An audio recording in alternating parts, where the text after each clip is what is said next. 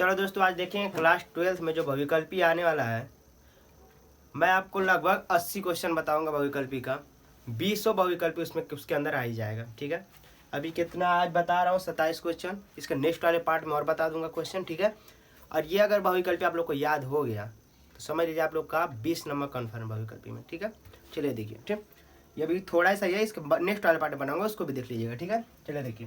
पहला कार्य ब्राह्मण पत्र, एक तरफ लिखा है रचना और दूसरी जगह लिखा है कि उसकी रचना कौन किए थे। वैसे इधर भी।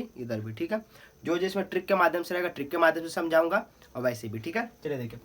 कह रहा ब्राह्मण पत्र, ब्राह्मण पत्र कौन लिखा था? प्रताप नारायण मिश्र।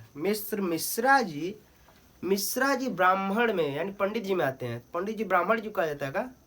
ब्राह्मण को कहा जाता है का? मिश्रा जी। ओ, तो ब्राह्मण पत्र का संपादन कौन किए थे? तो ब्राह्मण पत्र का संपादन कौन किए थे? प्रताप नारायण मिश्र। ठीक है, आनंद कादम्बिनी के रचनाकार कौन है? तो बद्रीनारायण चौधरी। ठीक है, तो आनंद कादम्बिनी के लेखक कौन है? बद्रीनारायण चौधरी। ठीक है, इंदुमती देखो, ये हिंदी की सबसे पहली कहानी है। इसको ये भी याद रख लेना, अगर पूछ ले पेपर में कि हिंदी साहित्य की सबसे प्रथम कहानी कौन सी है, तो कौन सा है? इंदुमती। ठीक है, और इसके लेखक कौन है? किशोरीलाल गोस्वामी। तो याद कैसे करो? इंदुमती के लेखक किशोरीलाल गोस्वामी। ठीक है, रानी केतकी की कहानी ईसा अल्लाह खां। रानी केतकी की कहानी ईसा अल्लाह खां। ध्यान देना, रानी केतकी ये हिंदू है, इसके रचनाकार मुस्लिम है। ठीक है, कैसे याद रखोगे? रानी केतकी की कहानी हिंदी है, उसके रचनाकार कौन है? मुस्लिम यानी ईसा अल्लाह खां। ठीक है, चलो। क्या भूलूं क्या याद करूं? हरिवंश राय बच्चन। क्या भूलूं क्या याद करूं? हरिवंश राय बच्चन। क्या भूलूं क्या याद करूं? हरिवंश राय बच्चन। ठीक है, लहरों के राजहंस मोहन राकेश। लहरों के राजहंस के लेखक कौन है? मोहन राकेश। ठीक है, कला और संस्कृति के लेखक वासुदेव शरण अग्रवाल। ये इंपॉर्टेंट है। ठीक है, कला एवं संस्कृति के लेखक कौन है? वासुदेव शरण अग्रवाल। ठीक है, आवारा मसीहा, ये भी इंपॉर्टेंट है। आवारा मसीहा के लेखक कौन है? विष्णु प्रभाकर। ठीक है, चलो। बाण भट्ट की आत्मकथा कौन लिखे थे? तो हजारी प्रसाद द्विवेदी। बाण भट्ट की आत्मकथा किसने लिखे थे? हजारी प्रसाद द्विवेदी। ठीक है, अच्छा, इससे क्वेश्चन एक और बना सकता है, और ये बनाएगा, पूछ लेगा बाण भट्ट की आत्मकथा किस विधा की रचना है। तो आप लोग को आत्मकथा दिखेगा, ऑप्शन में आत्मकथा दिया रहेगा, तो आप लोग आत्मकथा मार दीजिएगा, लेकिन वो गलत हो जाएगा। ठीक है, तो कह रहा है कि बाण भट्ट की आत्मकथा दिया, तो आत्मकथा से हम लोग को कंफ्यूजन नहीं होना है। यह हम लोग का उपन्यास। बाण भट्ट की आत्मकथा कौन सी विधा है? तो उपन्यास। ये पूछने के चांस बहुत ही ज्यादा है। क्यों? क्योंकि इसमें आत्मकथा दिख रहा है, ऑप्शन में भी आत्मकथा देगा, आप लोग आत्मकथा मार दोगे, लेकिन है ये क्या? उपन्यास। तो बाण भट्ट की आत्मकथा क्या है? उपन्यास है। ठीक है, अच्छा, इसके लेखक कौन है? हजारी प्रसाद द्विवेदी। चिंतामणि के लेखक कौन है? रामचंद्र शुक्ल। भारत दुर्दशा, भारत दुर्दशा, एकदम दुर्दशा हो गई भैया। भारतेंदु नाम में ही आ गया। भारत दुर्दशा के लेखक कौन है? भारतेंदु हरिश्चंद्र। फूल, अशोक के फूल, हजारी प्रसाद द्विवेदी। ठीक है, शेखर एक जीवनी, इनका बड़ा लंबा नाम है। सचित्तानंद हीरानंद वत्सायन अज्ञेय।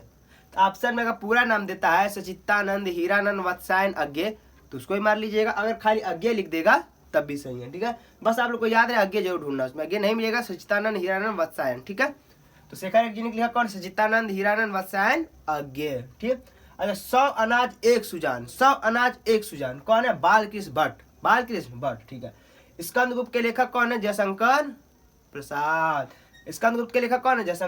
प्रसाद। मेरी असफलता है। भाई, सब कुछ सफल होने के बारे में लिखा है, ये बंदा कैसा है? अपने असफल होने के बारे में लिख रहा है। मान जो भैया, सफल होता लिखता तो समझो में आवत, क्या बताई तुझे। तो मेरी सफलता का लेखक कौन है? गुलाब राय। ठीक है, तो मेरी सफलता के लेखक गुलाब राय। कुटज, ये एक निबंध है। कुटज क्या हम लोग का निबंध है, इसके लेखक कौन है? हजारी प्रसाद द्विवेदी। ये भी पूछने की संभावना ज्यादा है। ठीक है, दीप जले संग बजे कन्हैयालाल मिश्रा। दीप जले संग बजे के लेखक कौन है? कन्हैयालाल मिश्रा। मैला आंचल, ये भी पूछने की संभावना ज्यादा है। ये 10 में ही पूछता है, 12 में ही पूछता है। महिला आंचल के लेखक कौन है? तो फणीश्वरनाथ रेणु। महिला आंचल के लेखक फणीश्वरनाथ रेणु। ध्रुव स्वामिनी के लेखक जयशंकर प्रसाद। अच्छा, ध्रुव तारा कहाँ रहता है? आकाश में कौन रहते हैं? भगवान लोग रहते हैं। कौन से भगवान? तो शंकर भगवान। कैसे याद करोगे? ध्रुव स्वामी। ध्रुव तारा कहाँ रहता है? आकाश में है। आकाश में हम लोग याद करते हैं कि भगवान जी रहते हैं। कौन से भगवान रहते हैं? जयशंकर, सॉरी शंकर भगवान। ठीक है, तो क्या हम लोग याद हो जाएगा? जयशंकर प्रसाद। ध्रुव सामने के लिए जयशंकर प्रसाद। ध्रुव तारा आकाश में रहते हैं, शंकर भगवान, हो गया काम। चलो ठीक है, ध्रुव सामने के लेखक कौन है? जयशंकर प्रसाद। कफन, कफन के लेखक कौन है? मुंशी प्रेमचंद। कफन के लेखक मुंशी प्रेमचंद। कफन के लेखक मुंशी प्रेमचंद। ठीक है, भारत की एकता, भारत की एकता के लेखक कौन है? वासुदेव शरण अग्रवाल। भारत की एकता के लेखक वासुदेव शरण अग्रवाल। ध्रुव यात्रा, ध्रुव यात्रा जनेंद्र कुमार। ध्रुव यात्रा जनेंद्र कुमार, थक गया बेचारा चलते चलते। ध्रुव यात्रा के लेखक कौन है? जनेंद्र कुमार। अतीत के चलचित्र महादेव वर्मा का। अच्छा, इससे ये भी पूछता है कि अतीत के चलचित्र किस विधा की रचना है? तो अतीत के चलचित्र किस विधा की रचना है? कैसे यार, हम तो भूल गए, कैसे काम चलेगा?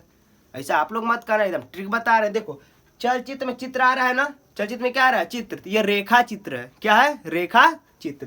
तो अतीत के चलचित्र कौन सी विधा है? तो रेखा चित्र। कैसे याद आया कि अतीत के चलचित्र में चित्र है ना, तो रेखा चित्र। अतीत के चलचित्र के लेखक कौन है? तो महादेवी वर्मा। किस विधा की रचना है? तो रेखा चित्र। अतीत के चलचित्र किस विधा की रचना है? रेखा चित्र। रचनाकार कौन है? महादेवी वर्मा। ठीक है, संस्कृत के 4 अध्याय, संस्कृत के 4 अध्याय रामधारी सिंह दिनकर। देखो संस्कृत के 4 अध्याय, नाम 1 2 3 4, चारों का अक्षर होता है यार रामधारी में। ठीक है, तो अतीत के 4 अध्याय, चारों का अक्षर है रामधारी सिंह दिनकर। ठीक है, संस्कृत के 4 अध्याय रामधारी सिंह दिनकर। संस्कृत के 4 अध्याय रामधारी सिंह दिनकर।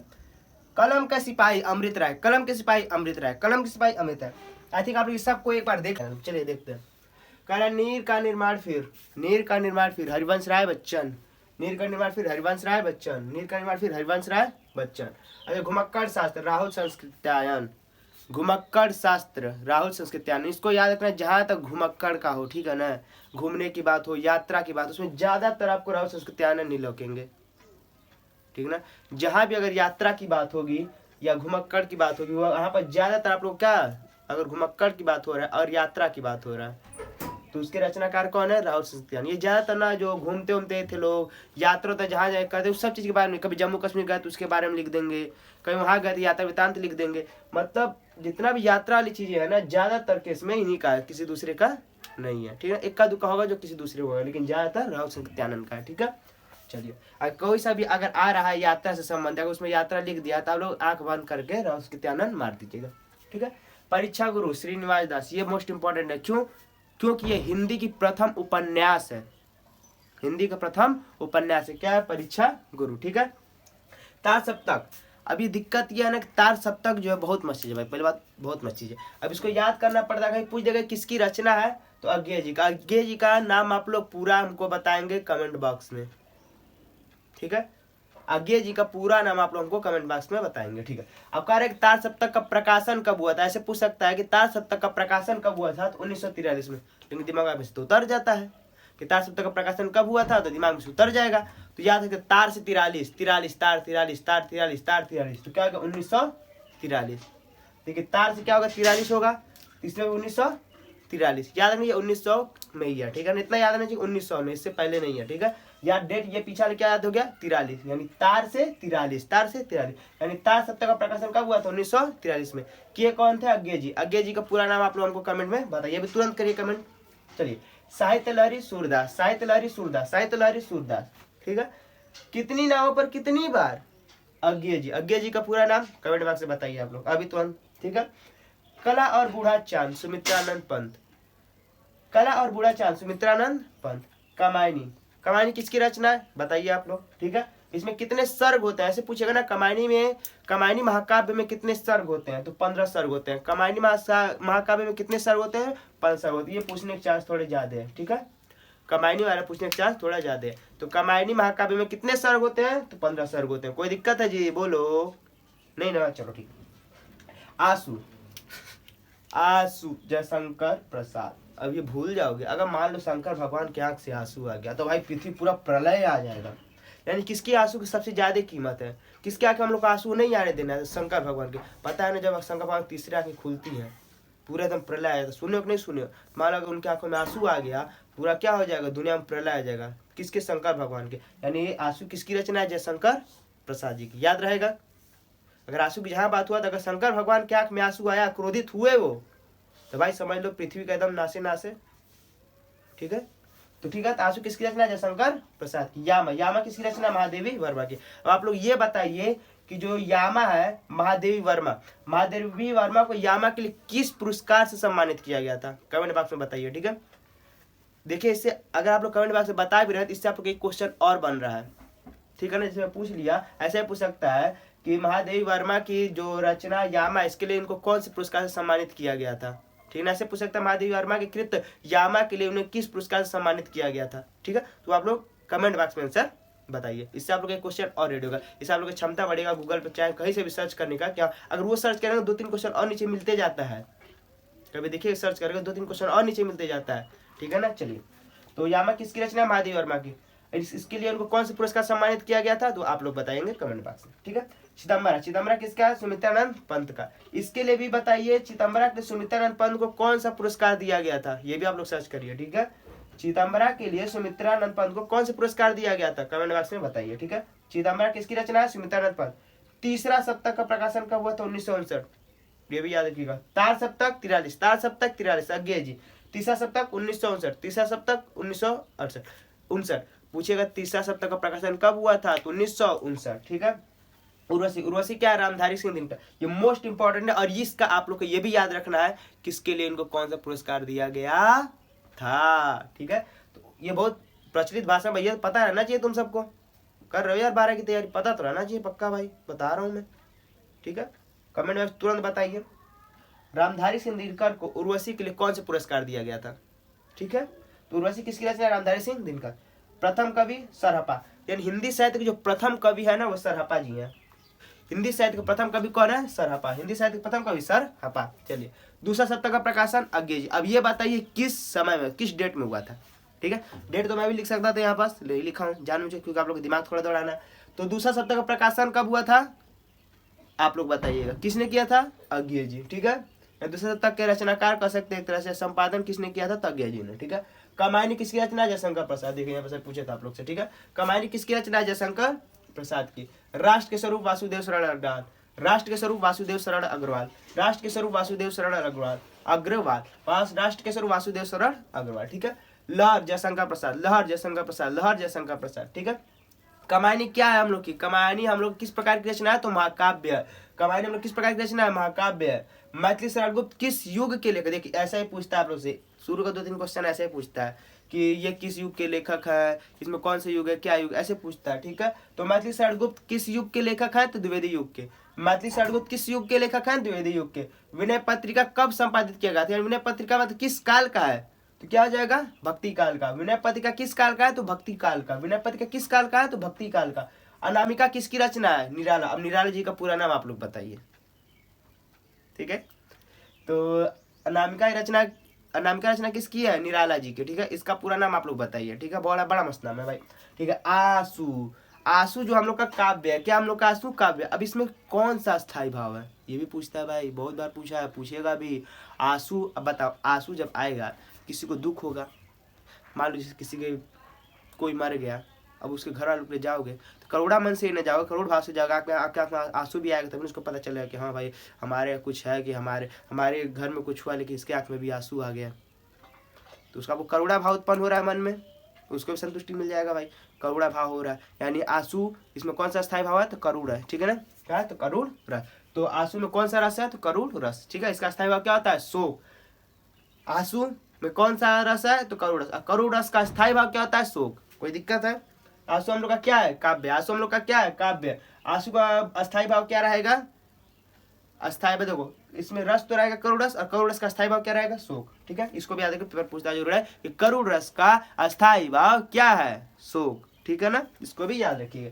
प्रिय प्रवास के रचनाकार कौन है? अयोध्या सिंह उपाध्याय हरियोधी। मैं यहाँ हरियोधी लिखने वाला था, कहा सोचा आप लोग पूरा नाम बताएंगे, फिर कहा छोड़ यहाँ लिख ही देता हूँ।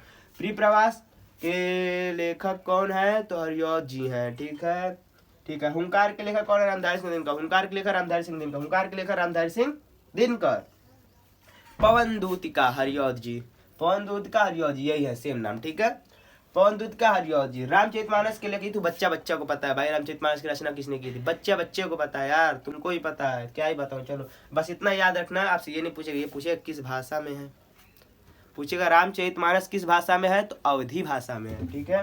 निहार किसकी रचना है, महादेवी वर्मा की। निहार किसकी रचना है, महादेवी वर्मा। आई थिंक आप लोगों को कुछ ना कुछ समझ में आ गया। 55 क्वेश्चन था, 55 क्वेश्चन अगर आप लोग तैयार कर लेते हैं, मेरे को जहाँ तक उम्मीद है 12 से 13 13 से 14 क्वेश्चन 100% फंस जाएगा। 20 का 20 तो मैं नहीं कर सकता हूँ, लेकिन पेपर मैं नहीं बना रहा हूँ भाई, कोई भी यूट्यूब चैनल पेपर नहीं बना रहा है, ठीक है ना, वो बस तुक्का ही मार सकते हैं। ठीक, मैं भी वही किया हूँ, लेकिन संभावना ये ज़्यादातर रहेगी 13 से 14 क्वेश्चन आराम से आप लोग का फंस जाएगा। ठीक है, कोई दिक्कत नहीं है। ठीक है, तो ये जो इसका पहला पार्ट वो भी देख लीजिएगा और ये भी आप लोग देख लीजिएगा। टोटल मिला के 55 क्वेश्चन है, आप लोग का इसमें आराम से 12 से 13 क्वेश्चन हो जाएगा। कोई दिक्कत है नहीं ना। और जैसे कि और कुछ भी चाहिए तो कमेंट बॉक्स बता सकते हैं किस चीज़ के बारे में बताना है। ठीक है, और चैनल को सब्सक्राइब कर लीजिएगा। अभी जो भी इसके बाद भी जो एग्जाम पढ़ेंगे उसके संबंधित मैं क्वेश्चन बनाते रहूँगा, उसके आंसर सोल्यूशन और ट्रिक के माध्यम से। फिजिक्स से अगर मैं पूछूँ मत क्या ट्रिक बताऊँगा आप लोग को, खतरनाक मजा आ जाएगा। ठीक है, तो आप लोग चैनल को सब्सक्राइब कर लीजिएगा। ठीक है, बाय बाय, टाटा, सी यू टुमारो।